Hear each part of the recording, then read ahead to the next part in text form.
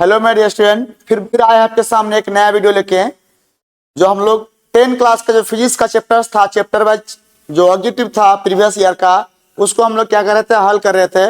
और एक नया टॉपिक है जो मानव नेत्र। मानव नेत्र बहुत बीबीआई टॉपिक है और उससे अच्छा खासा क्वेश्चन बिहार बोर्ड वहां से उठाता है फिजिक्स में, ऑब्जेक्टिव और सब्जेक्टिव दोनों में से। ठीक है, तो अभी हम लोग सिर्फ ऑब्जेक्टिव की बात करेंगे और सब्जेक्टिव क्वेश्चन सब देख लेंगे कौन कौन क्वेश्चन किस किस साल में पूछा है, और फिर उसका आप अपने तरीके से आंसर बना लीजिएगा। और नहीं बनेगा तो फिर हमको कमेंट करके बताइएगा, हम उसका आंसर आपको देंगे। ठीक है, तो देख सकते हैं मानव नेत्र ये का ये है, ईयर बाय किस तरह क्वेश्चन को पूछता है उसमें दिखाया गया है ना। तो इसमें हम लोग एक एक क्वेश्चन को देखते हैं क्या क्या बोल रहा है। ठीक है, पहला क्वेश्चन है कि सामान्य दृष्टि के लिए दृष्टि के व्यास के लिए सुस्पष्ट दर्शन की अधिकतम दूरी मतलब न्यूनतम दूरी कितना सेंटीमीटर होता है, 25 सेंटीमीटर। मतलब हम किसी भी वस्तु को स्पष्ट रूप से देखने के लिए जो न्यूनतम दूरी होता है कितना सेंटीमीटर का होता है, वो 25 सेंटीमीटर का होता है। ठीक है, तो उसका आंसर तो हो गया। अब नेक्स्ट क्वेश्चन हम लोग समझते हैं क्या बोल रहा है। नेक्स्ट क्वेश्चन, मानव नेत्र में किस प्रकार का लेंस पाया जाता है। मानव जो नेत्र होता है हमारा आंख, ठीक है, ये हम लोग जब ऑफलाइन में पढ़ रहे थे बता दिए थे। मानव नेत्र में एक लेंस होता है जो मांसपेशियों का बना होता है, वो लेंस किसका होता है, उत्तल लेंस होता है। ठीक है, एक उत्तल लेंस की तरह काम करता है, वो लेंस उत्तल लेंस होता है। ठीक है, तो मानव नेत्र में किस प्रकार का लेंस पाया जाता है, क्या बोलेगा, उत्तल लेंस। ठीक है, अब अगला क्वेश्चन ये 2024 और कितना 16 में पूछा था, ये 26 माने का चांस है। ठीक है, अगला क्वेश्चन है कि आंख का व्यवहार होता है। ठीक है, आंख का व्यवहार कैसा होता है, आंख में कौन सा लेंस पाया जाता है, उत्तल लेंस, तो उसका व्यवहार भी किस तरह का होगा, उत्तल लेंस की तरह होगा, उत्तल लेंस की तरह होगा। ठीक है, 3 नंबर तक हो गया। अगला हम देख रहे हैं 4 नंबर क्वेश्चन क्या बोल रहा है। ठीक है, पुतली की साइज को नियंत्रित कौन करता है, परितारिका। परितारिका अंग्रेजी बोलते हैं इसको आयरिस, क्या बोलते हैं इसको, आयरिस। देखो इसको भी कई बार पूछा गया सवाल है ना, आयरिस। ठीक है, तो आयरिस जो है ना पुतली को क्या करता है, नियंत्रित करता है। ठीक है, पुतली में प्रकाश एंट्री करता है ना, तो आयरिस क्या करता है, उसको नियंत्रित करता है, कभी सिकुड़ता है कभी फैलता है। ठीक, अगला 5 नंबर क्वेश्चन की बात करेगा। एक स्वस्थ आंख की दूर बिंदु होता है। स्वस्थ आंख कहां तक देख सकता है, हमारा आंख ठीक ठाक है, कोई बीमारी नहीं है, ना हिंदी कर दृष्टि जो दूर से है, तो ये कहां तक देख सकता है, तो ये अनंत तक देख सकता है। ठीक है, अधिकतम अनंत तक देख सकता है, न्यूनतम 25 सेंटीमीटर। मतलब इस मार्कर को मैं अगर सही तरह से आसपास भी देखना चाहता हूं तो इसको कम से कम 25 सेंटीमीटर दूरी में रखना होगा। जब ज्यादा नजदीक करते हैं तो इसको दिखाई आसपास रूप से दिखाई नहीं देगा, आप खुद पर ट्राई कर सकते हैं। ठीक है, फिर क्वेश्चन क्या बोले कि निम्नलिखित में से कौन सा नेत्र का रंगीन भाग होता है, तो कौन सा नेत्र का रंगीन भाग होता है, तो क्या होगा, आइरिस या परितारिका, है ना, आइरिस या परितारिका नेत्र का रंगीन भाग होता है। ठीक, अगला 7 नंबर क्वेश्चन क्या बोल रहा है कि मानव नेत्र के लिए दृष्टि अस्थायित्व होता है। ठीक है, मानव की दृष्टि अस्थायित्व होता है। ठीक है, 1/16 सेकेंड, 1/16 सेकेंड होता है। ठीक है, इस तरह से 8 नंबर क्वेश्चन क्या बोल रहा है, देख सकते हैं 8 नंबर क्वेश्चन क्या बोल रहा है, किसी वस्तु का प्रतिबिंब कहाँ बनता है।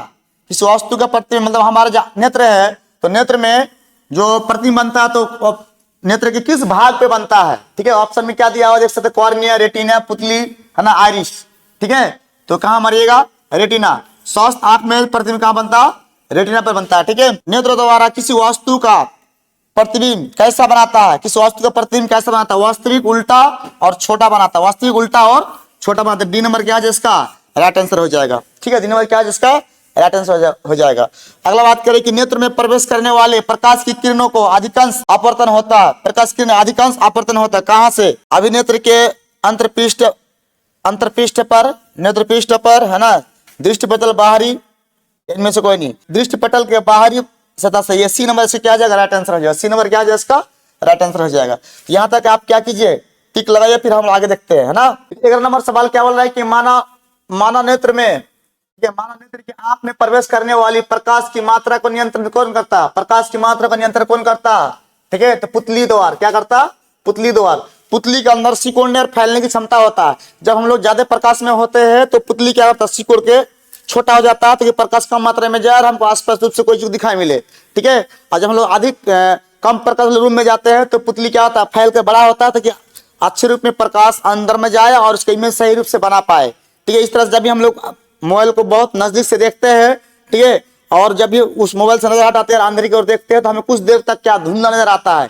या जब हम धूप से आते हैं, धूप में रूम में जब एंट्री करते हैं, ठीक है, तो वहां पे हम कुछ देर तक हमें धुंधला नजर आता है। तो यही इसका कारण है, पुतली सिकुड़ कर फैलने और बंद होने में जितना समय लगता है तब तक हमें धुंधला नजर आता है। ठीक है, तो प्रकाश को नियंत्रित कौन करता है, पुतली करता है। ठीक है, चलो 12 नंबर क्वेश्चन क्या कह रहा है कि आंख के लेंस की मतलब त्रिज्या को नियंत्रित कौन करता है? आंख का लेंस, देखो आंख का लेंस करना, देखो प्रकाश को नियंत्रित तो पुतली कर लेगा प्रकाश का, और आंख को छोटा या बड़ा करना है, जैसे आंख को छोटा या बड़ा कौन करेगा?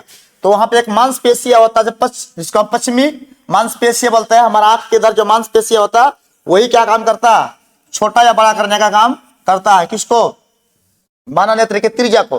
ठीक है, जैसे इसका त्रिज्या छोटा, इसका त्रिज्या का बड़ा है। जब खोल के आंख को खोल के देखते हैं तो त्रिज्या का मांस क्या आता, ये उसका गोला क्या होता, बढ़ता है, त्रिज्या बढ़ जाता है। जब आंख को बंद करते तो त्रिज्या का छोटा, तो वो काम कौन करता? पक्षमाभी मांसपेशिया। ठीक, अगला बात यहाँ पे ये है कि 13 नंबर क्वेश्चन क्या बोला है कि कैमरे का कौन सा भाग आंख के रेटिना की तरह कार्य करता है? कैमरे का कौन सा भाग आंख के रेटिना की तरह कार्य करता है? तो फिल्म। ठीक है, फिल्म, लेंस या शटर। और 14 नंबर क्वेश्चन क्या कह रहा है कि एक स्वस्थ मानव नेत्र के लिए निकट बिंदु तथा दूर बिंदु क्रमशः होता है। मतलब एक स्वस्थ आंख के लिए निकट बिंदु कितना हो जाएगा? 25 सेंटीमीटर, दूर बिंदु कितना आ जाएगा? अनंत। तो सी नंबर क्या हो जाएगा इसका? राइट आंसर हो जाएगा। सी नंबर क्या हो जाएगा इसका? राइट आंसर हो जाएगा। ठीक है, चलिए यहाँ तक आप नोट कीजिए, फिर हम लोग आगे समझते हैं। ठीक है, मानव नेत्र में कुछ इस तरह से लॉन्ग क्वेश्चन पूछता है। ठीक है, क्या बोल रहा है कि मानव नेत्र के उस भाग का नाम लिखे जिस पर किसी वस्तु का प्रतिबिंब बनता है, इनके रेटिना, है ना। तो आसपास दृष्टि की न्यूनतम दूरी क्या होता है? मतलब हम लोग को ये बताना पड़ेगा कि आसपास दृष्टि की न्यूनतम दूरी क्या होता है। ठीक है, नेत्र के निकट का वह बिंदु या वह दूरी जहां तक किसी वस्तु को आसपास से देखा जा सकता है, उसे हम क्या कहते हैं? आसपास दृष्टि की न्यूनतम दूरी कहते हैं। इसमें लॉन्ग क्वेश्चन है ना। प्रकाश का वन पार्ट क्या है? प्रकाश का वन विक्षेपण वन पार्ट क्या है? ठीक है, प्रकाश का वन विक्षेपण या वन पार्ट क्या आता है? स्पेक्ट्रम कैसे बनता है? जब किसी प्रिज्म को गुजारे जाते हैं, जब किसी प्रकाश को प्रिज्म से गुजारा जाता है तो उसके पीछे एक 7 रंगों का रंगीन पट्टी बनती है। उस रंगीन पट्टी को स्पेक्ट्रम कहते हैं और उस घटना को, है ना, वन पार्ट या वन विक्षेपण कहते हैं। ठीक है, इस तरह से मानव नेत्र की समंजन क्षमता से आप क्या समझते हैं, है ना। मानव नेत्र अपने अंदर आने वाले प्रकाश की मात्रा को कैसे नियंत्रण करता है, ये सारा क्वेश्चन है जो प्रीवियस ईयर का पूछा गया क्वेश्चन है, इसको आप लोग देख सकते हैं। ठीक है, ये वाला क्वेश्चन थोड़ा भी आया होगा, इस पर आ सकता है। मानव नेत्र के स्वच्छ नमनकन चित्र खींचे, है ना। मानव नेत्र चित्र खींचना पड़ेगा, उसका नाम पता लिखना पड़ेगा, उससे मिलेगा लॉन्ग क्वेश्चन में। ठीक है, ये भी क्वेश्चन देख सकते हैं। इसके आंसर आपके पास है तो ठीक है, नहीं तो कौन के बताएगा, हम आपको आंसर प्रोवाइड कर देंगे, है ना। चलो हम आगे फिर से अगला टॉपिक है, कुछ आगे सब्जेक्ट को मिला के देखते हैं। चलिए यहाँ पे कुछ क्वेश्चन आप देख सकते हैं। ठीक है, क्या बोल रहा है कि जो नेत्र निकट की वस्तु को साफ साफ नहीं देख पाता है ना, उस नेत्र में क्या होता है? ठीक है, तो पहले हम लोग नेत्र दोष समझते हैं। ठीक है, नेत्र का वह दोष जिसके कारणवश किसी वस्तु को, निकट रखी वस्तु के दूर रखी वस्तु को स्पष्ट रूप से दिखाई ना दे, उसे हम लोग नेत्र दोष कहते हैं। नेत्र दोष के कितना 4 प्रकार होते हैं। एक निकट दृष्टि दोष, दूर दृष्टि दोष, फिर आपका हो जाएगा जरा दृष्टि दोष, फिर आपका आबिंदुकता, है ना। तो निकट दृष्टि दोष में क्या होता है कि निकट की वस्तु को साफ साफ देख सकता है लेकिन दूर की वस्तु को साफ साफ नहीं देख सकता। और निकट दृष्टि दोष को दूर करने के लिए, है ना, हमें आवतल लेंस के चश्मे का प्रयोग करना होता है। ठीक है, इस तरह से दूर दृष्टि दोष, तो दूर की वस्तु को साफ साफ देख सकते हैं परंतु निकट की वस्तु को साफ साफ नहीं देख सकते, उसे हम क्या कहते हैं? दूर दृष्टि दोष। दूर दृष्टि दोष को दूर करने के लिए हमें उत्तल लेंस के चश्मे का प्रयोग करना चाहिए। ठीक है, इसी तरह से एक आता जरा दृष्टि दोष, उसमें क्या होता है? ना ही दूर की वस्तु को दिखाई मिलता है, नहीं निकट की वस्तु को साफ साफ दिखाई मिलता है, आसपास दिखाई मिलता है, उसे हम जरा दृष्टि दोष कहते हैं। और उसको दूर करने के लिए हमें बाइफोकल लेंस, इनकी एक उत्तल और अवतल लेंस का कंबाइन से बना बाइफोकल लेंस के चश्मे का प्रयोग करते हैं।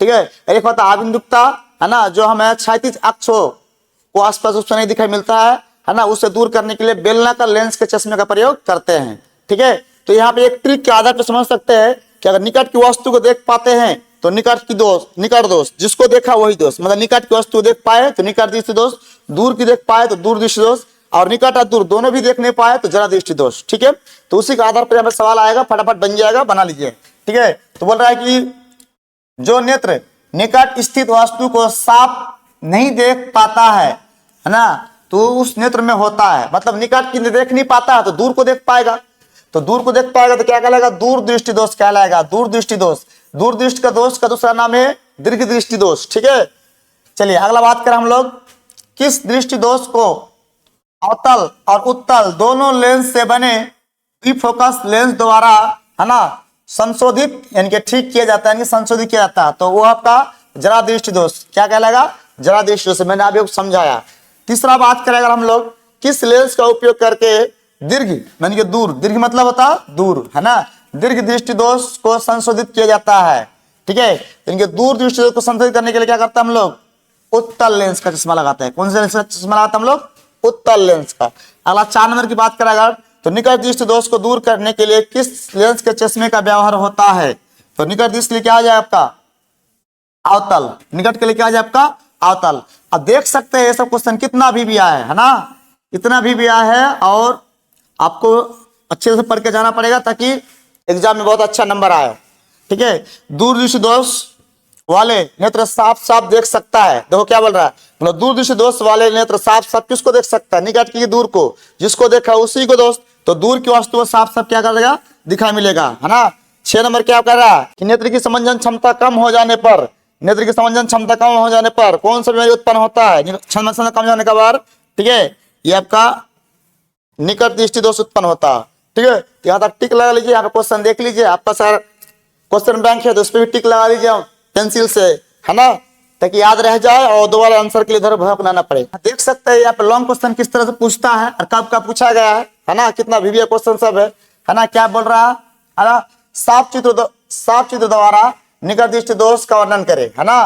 साफ चित्र द्वारा दीर्घ दृष्टि दोष का वर्णन करे, मतलब चित्र बना के उसको निकट दृष्टि दोष, दूर दृष्टि दोष का वर्णन करना पड़ेगा। अब यहाँ देख सकते हैं निकट दृष्टि क्या है, इस दोष को दूर करने का चश्मे, किस प्रकार चश्मे का उपयोग किया जाता है। अगला क्या कह रहा है कि सामान्य नेत्र में 25 सेंटीमीटर से निकट रखी वस्तु को स्पष्ट रूप से क्यों नहीं देखा जा सकता है, इस पर चर्चा करना था। ठीक है, और बाकी सबको लिख सकते हो। ये कितना, ये देखो ये वाला कितना भी क्वेश्चन है, कितनी बार बार पूछेगा सवाल है। इन सारे क्वेश्चन को देख लो, बहुत बार रिपीटिंग होता है। ये देखो कितनी बार बार पूछेगा सवाल है, इसका आंसर भी देख लीजिएगा, बना लीजिएगा, आप याद कर लीजिएगा, ताकि आपको एग्जाम में किसी तरह का टेंशन ना हो, है ना। अब प्रिज्म से रिलेटेड कुछ सवाल मिलेगा, उसको भी हम लोग देख लेते हैं। ठीक है, कह रहा है कि प्रिज्म में कितने सतह होते हैं? प्रिज्म में कितने सतह होती है? 5 सतह होते हैं ना। प्रिज्म में कितने सतह होता है? 5 सतह। 2 सतह तो इस तरह का होगा, जो त्रिभुजाकार होगा, 2 आयताकार होगा ना। इसका मैं अगर प्रिज्म बनाना चाहे, ठीक है, तो इस तरह का ये हो गया आपका आयताकार सतह, और यहाँ पे एक सतह बनेगा, ये भी क्या है? आयताकार सतह। तो 2 सतह क्या होगा आपका? ये त्रिभुजाकार, एक अंदर में होगा, और 3 सतह कैसा होगा? आयताकार सतह होगा। तो टोटल कितना सतह होता है इसमें? 5 सतह होते हैं। ठीक है, अगला क्वेश्चन है, वर्ण विचलन में किस वर्ण का प्रकाश विचलन सबसे अधिक होता है? मतलब किस रंग का विचलन सबसे अधिक होता है? 2 नंबर पूछा गया ये। ठीक है, और सूर्य के प्रकाश में कितने रंग होते हैं? 7 रंग होते हैं। कांच के प्रिज्म से गुजरते हुए प्रकाश का वर्ण विक्षेपण का व्याख्या करना पड़ता है ना। तो ये सारे क्वेश्चन आप देख सकते हैं, बहुत आपके पास लिखा होगा, है ना। बहुत वीवीए क्वेश्चन है और बहुत बार पूछा गया सवाल है सब, है ना। इसको देख लो अच्छी तरह से, ताकि एग्जाम में किसी तरह का समस्या ना हो। चलिए यहाँ देख सकते हैं, ये बहुत वीवीए क्वेश्चन हो गए सब। ठीक है, स्पेक्ट्रम में किस रंग का किरण का झुकाव सबसे अधिक होता है? देखो, जब ये प्रिज्म से प्रकाश से गुजरते हैं हम लोग, है ना, ठीक है, तो इस तरह से जाते हैं, तो प्रकाश ऐसा जानते ऐसा तो नहीं जाएगा, हेलो। तो ऊपर आपका होगा लाल रंग, और सबसे नीचे जो होगा आपका बैगनी रंग। सबसे नीचे ये आपका हो जाएगा लाल, है ना, और नीचे यहाँ पे हो जाएगा आपका बैगनी रंग, है ना, बैगनी। तो कौन सा रंग सबसे ज्यादा झुका? बैगनी रंग। तो यहाँ पे चला स्पेक्ट्रम में किस रंग की झुकाव सबसे अधिक होता है? तो किस रंग का? बैगनी रंग। और कौन सा रंग कम झुकता है? ठीक है, तो लाल रंग। लाल रंग का प्रकीर्णन कम होने के कारण लाल रंग कम झुकता है। श्वेत रंग में कितने रंग होते हैं? तो 7 रंग होते हैं। जब भी किसी श्वेत प्रकाश को प्रिज्म से गुजारते हैं तो 7 रंग में विभक्त हो जाती है, उसे हम लोग क्या कहते हैं? प्रकाश का वर्ण विक्षेपण कहते हैं इस घटना को। और जो 7 रंग का रंगीन पट्टी होती है उसे हम लोग स्पेक्ट्रम कहते हैं। और श्वेत रंग जो है ना 7 रंगों से मिलकर बना होता है। 7 रंग ऑप्शन में है, मार देना। ठीक है, बोले किस रंग का विचलन को न्यूनतम होता है? विचलन मतलब झुकना, है ना। तो लाल रंग सबसे कम झुक रहा है। ये यहाँ से आता मान के अगर 30 डिग्री है तो ये कितना डिग्री हो जाएगा? 60 डिग्री होगा। तो लाल रंग का विचलन कौन सबसे कम होता है? क्योंकि लाल रंग, है ना, ऊपर होता है। लाल रंग कहाँ पे होता है? आपका प्रिज्म के, है ना। जैसे अगर प्रिज्म अगर है, ठीक, अब श्वेत रंग यहाँ से जा रही है, ठीक, श्वेत रंग यहाँ से जा रही है, तो लाल रंग क्या रहेगा? ऊपर रहेगा। लाल रंग क्या कहाँ रहेगा आपका? लाल रंग ऊपर रहेगा, बाकी रंग नीचे रहेगा। तो लाल रंग का झुकाव कम होगा और बैंगनी रंग का झुकाव सबसे अधिक होगा। इनके उसका विचलन कोण क्या होगा? अधिक होगा। तो लाल रंग का विचलन कोण सबसे कम होता है ना, निम्न होता। तो कहा गया? लाल रंग का। इस तरह से अगला क्वेश्चन क्या बोल रहा है कि श्वेत प्रकाश में और विक्षेपण में किस रंग की किरण का विचलन कोण सबसे अधिक होता है? तो बैगनी रंग का जो विचलन कोण क्या होगा? सबसे अधिक होगा। बैगनी रंग का विचलन कोण सबसे अधिक होगा। स्पेक्ट्रम प्राप्त करने के लिए किसका प्रयोग होता है? ठीक है, प्रिज्म का। हम लोग स्पेक्ट्रम प्राप्त करते हैं किसके लिए? किसका? प्रिज्म का, है ना। 6 नंबर क्वेश्चन है, प्रकाश का प्राथमिक वर्ण क्या है? तो यहाँ देख सकते हैं ये नीला भी है, हरा भी है, लाल भी है। तो इनमें से सभी मारना होगा। इनमें से क्या मारना होगा? सभी मारना होगा। किसी एक को पढ़ के फटक से आंसर मत मार देना, सभी को पहले देख लेना ऑप्शन को। ठीक है, जैसे क्या होगा आपका? सभी होगा, इनमें से सभी होगा। ऑप्शन में ये भी है, ये भी, ये भी है, तो लग रहा है कि तीनों होगा, तो उनमें सभी भी दिया ऑप्शन में, उसमें मार देना। ठीक है, अगला की बात करें अगर श्वेत प्रकाश में वर्ण विक्षेपण उत्पन्न करता है। श्वेत प्रकाश में वर्ण विक्षेपण उत्पन्न करता है कौन? कांच की झिल्ली, समतल दर्पण, गोलीय दर्पण, प्रिज्म। वर्ण विक्षेपण कौन उत्पन्न करता है? प्रिज्म। ठीक है, तो प्रिज्म में क्या कर देना? राइट आंसर मारना, है ना। चलिए यहां तक हम लोग समझ गए, फिर आगे हम लोग समझते हैं। तो प्रकाश का न्यूनतम तरंगदैर्घ्य जो होता है 380 नैनोमीटर होता है। 380 नैनोमीटर। इंद्रधनुष रंगीन क्यों होता है? जल के कण द्वारा श्वेत प्रकाश के प्रकीर्णन के वर्ण विक्षेपण के कारण इंद्रधनुष जो बनता है ना, वर्ण विक्षेपण कारण ही बनता है कि वर्षा के बूंद हवा में लटका रहता है, वहां पे प्रकाश की टोटल इंटरनल रिफ्लेक्शन के कारण, है ना, वो 7 रंग में बढ़ जाता है और 7 रंग में एक रंगीन पट्टी बनता है जिसे हम इंद्रधनुष कहते हैं। तो यही वो कारण है इसका। तो 10 नंबर कितना हो जाएगा? ए नंबर आंसर हो जाएगा। 10 नंबर का ए नंबर राइट आंसर होगा। 11 नंबर की बात करें अगर, तो प्रकाश संश्लेषण के लिए दृश्य प्रकाश स्पेक्ट्रम का सबसे प्रभावी रंग कौन सा है? ठीक है, तो प्रकाश संश्लेषण के दृश्य प्रकाश सबसे प्रभावी रंग कौन सा होगा? तो आपका लाल, ए नंबर राइट आंसर हो जाएगा। ठीक है, श्वेत प्रकाश का कौन सा रंग किसी प्रिज्म से गुजरने पर धुंधला का प्रतिशत सबसे कम झुकता है? तो सबसे कम कौन सा रंग झुकता है? लाल रंग झुकता है, लाल रंग। ठीक है, श्वेत प्रकाश के विभिन्न वर्णों में विभक्त होने वाले घटना को क्या कहा जाता है? वर्ण विक्षेपण कहा जाता है प्रकाश का। ठीक है, तो ये आपका लॉन्ग क्वेश्चन आ गया, है ना। इसमें और कुछ ऑब्जेक्टिव ऊपर हम लोग देख सकते हैं।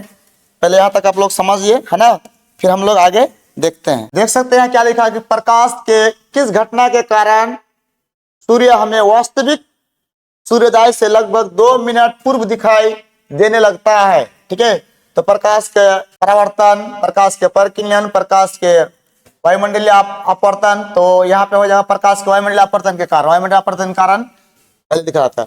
अगला क्वेश्चन है कि तारे टिमटने का क्या कारण है? तारे टिमटिमाते हैं, उसका क्या कारण है ना। तो वायुमंडलीय अपवर्तन के कारण तारे क्या करता है? टिमटिमाते हुए नजर आता है।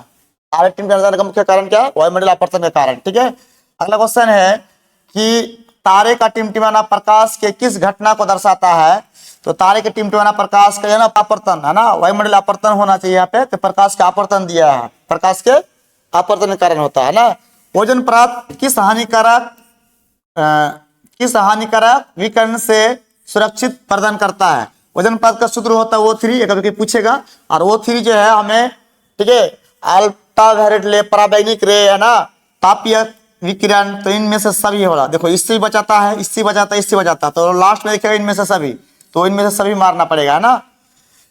अब बात करें अगला क्वेश्चन कि चंद्रमा पर खड़े अंतरिक्ष यात्री को आकाश का रंग कैसा नजर आता है? आकाश का रंग हमेशा जो आकाशीय यात्री होता है उसको कैसा नजर आता है? नीला।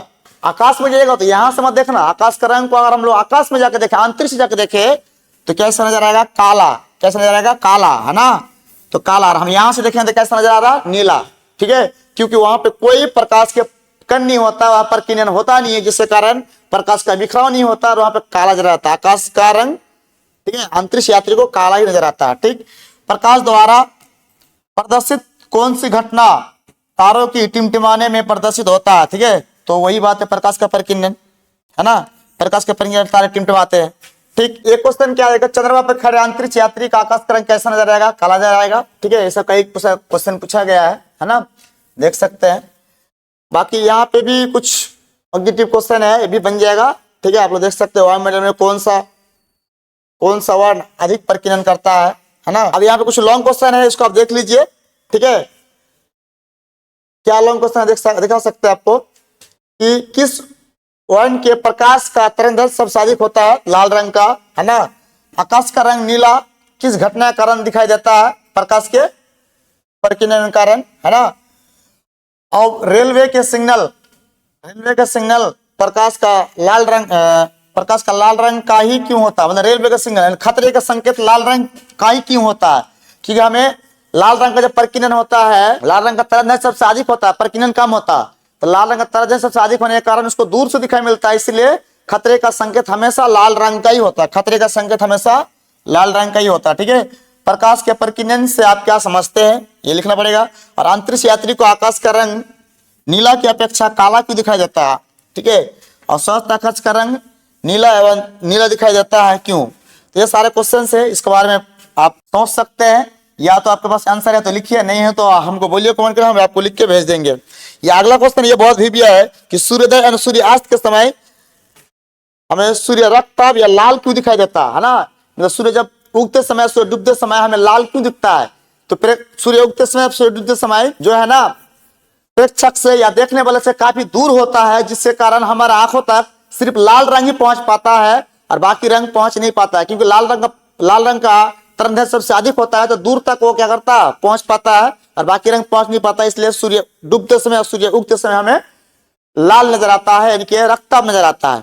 तो आज के क्लास यहाँ तक रखते हैं, फिर नेक्स्ट वीडियो मिलते हैं इलेक्ट्रिक करंट। इलेक्ट्रिक करंट का जितने भी ऑब्जेक्टिव होगा साइंटिफिक VVI ऑब्जेक्टिव साइंटिफिक हम लोग समझेंगे, देखेंगे और फिर हम लोग उसको सॉल्व करेंगे, ताकि आप सबका एग्जाम बहुत अच्छा जाए और आप बोर्ड एग्जाम में अच्छा से अच्छा मार्क्स प्राप्त कर सके। आज तक के लिए यहीं तक रखते हैं, फिर मिलते हैं हम लोग नेक्स्ट वीडियो में। तब तक के लिए जय हिंद।